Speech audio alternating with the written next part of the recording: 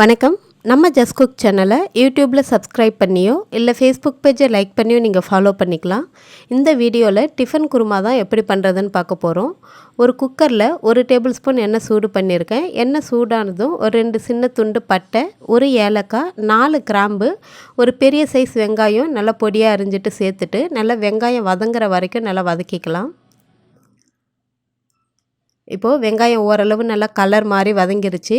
ஒரு கொத்து கருவேப்பிலை சேர்த்துட்டு ஒரு 2 ஸ்பூன் அளவுக்கு இஞ்சி பூண்டு விழுது சேர்த்து கொஞ்சமாக உப்பு சேர்த்து இஞ்சி பூண்டு விழுதோடைய பச்சை வாசனை போகிற வரைக்கும் அடி பிடிக்காமல் நல்லா கிளறி விட்டுருங்க.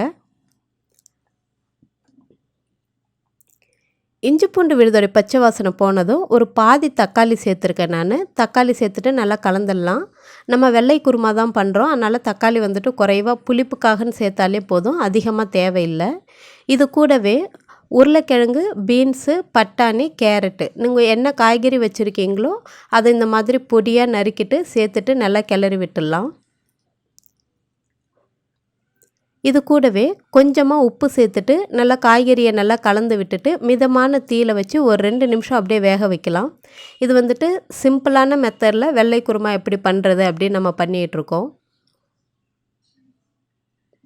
அது வெந்துட்டுருக்கிற நேரத்தில் ஒரு மிக்ஸி ஜாரில் 3 சில் தேங்காய் எடுத்திருக்கேன், 1 டீஸ்பூன் சோம்பு, காரத்துக்காக 2 பச்சை மிளகாய் சேர்த்துருக்கேன், ஒரு 6-7 முந்திரி ஊற வச்சுருக்கேன், 2 டீஸ்பூன் கசகசா இதையும் ஊற வச்சுட்டு இது கூட சேர்த்து நல்லா ஒரு விழுதாக அரைச்சி அந்த காய்கறி கூட நம்ம சேர்க்க போகிறோம். அந்த முந்திரி கசகசா வந்து ஒரு அரை மணி நேரம் ஊறினாலே போதும், நல்லா மஞ்சள் வந்துடும். இப்போது இந்த கலவையையும் சேர்த்துட்டு நல்லா காய்கறியை நல்லா கிளறி விட்டுட்டு தேவையான அளவு தண்ணி, உப்பு சேர்த்துட்டு ஒரு 2 விசில் வச்சு அடுப்பை ஆஃப் பண்ண போகிறோம். நீங்கள் கடாயில் பண்ணணும்னு நினச்சிங்கன்னா காய்கறியை வந்துட்டு தனியாக கொஞ்சமாக தண்ணி வச்சு வேக வச்சுருங்க.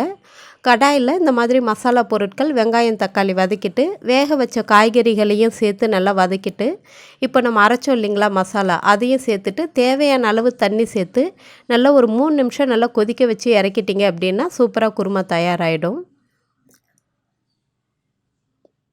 இப்போது குக்கரும் வந்துட்டு 2 விசில் முடிஞ்சிருச்சு.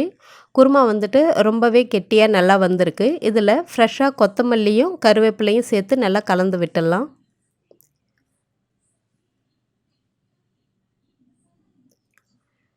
இந்த குருமா வந்துட்டு நீங்கள் இட்லி, தோசை, சப்பாத்தி கூடலாம் வச்சு சாப்பிடும்போது ரொம்பவே டேஸ்டியாக நல்லாயிருக்கும். அது மட்டும் இல்லாமல் நீங்கள் வெஜிடபிள் ரைஸ்லாம் பண்ணுறீங்க அப்படின்னா அது கூட நீங்கள் காம்பினேஷனாக வச்சு சாப்பிட்லாம், ரொம்பவே டேஸ்டியாக நல்லாயிருக்கும். நீங்களும் ட்ரை பண்ணி பார்த்துட்டு எப்படி இருந்துச்சுன்னு சொல்லுங்கள். மறக்காமல் நம்ம சேனலுக்கு சப்ஸ்கிரைப் பண்ணுங்கள். நன்றி, வணக்கம்.